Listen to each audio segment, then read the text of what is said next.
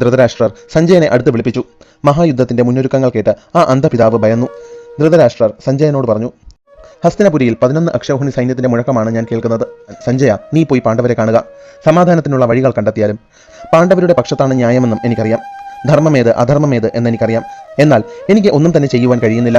അല്പബുദ്ധിയായ ദുര്യോധനനെ എനിക്ക് നേർവഴിക്ക് നയിക്കുവാൻ കഴിയുന്നില്ല. ദുര്യോധനന്റെ നിഴൽ പോലെ കൂടെ നടക്കുന്ന കർണൻ എന്നെ അത്യധികം അസ്വസ്ഥനാക്കുന്നു. 11 അക്ഷൗഹിണി സൈന്യം വെച്ച് പാണ്ഡവരെ തോൽപ്പിച്ചു കളയാമെന്നാണ് ദുര്യോധനൻ കരുതുന്നത്. ഗാണ്ഡീവധാരിയായ അർജുനൻ ഒരാൾ മതി ലോകത്തെ മുഴുവൻ ചാമ്പലാക്കുവാൻ. അതിനു പുറമെ കേശവൻ പാണ്ഡവ പക്ഷത്താണെങ്കിൽ പിന്നെ വിജയം പാണ്ഡവർക്കായിരിക്കും എന്നതിൽ ഒരു സംശയവുമില്ല. 10,000 മതയാനികൾക്ക് സമനായ ഭീമസേനൻ ഗത ചുഴറ്റി വരുമ്പോൾ 11 അക്ഷൗഹിണി എന്നത് സിംഹത്തിന് മുന്നിൽ പെട്ടുപോയ മുയൽക്കൂട്ടം കണക്കെ മാത്രമായി പോകുന്നു. പരുന്ത് പ്രാവിൻകൂട്ടത്തെ എന്ന കണക്കെ പാണ്ഡവർ കൗരവരെ മുച്ചൂട് മുടിപ്പിക്കും. ക്രോധാകുലനായ അർജുനനും ഭീമനും ജടയഴിച്ച് താണ്ഡവമാടുന്ന പരമേശ്വരന് തുല്യരാണ്. പോകൂ സഞ്ജയ, എങ്ങനെയെങ്കിലും പാണ്ഡവരെ അനുനയിപ്പിക്കുക. ഏതുവിധേനയും യുദ്ധം തടയണം.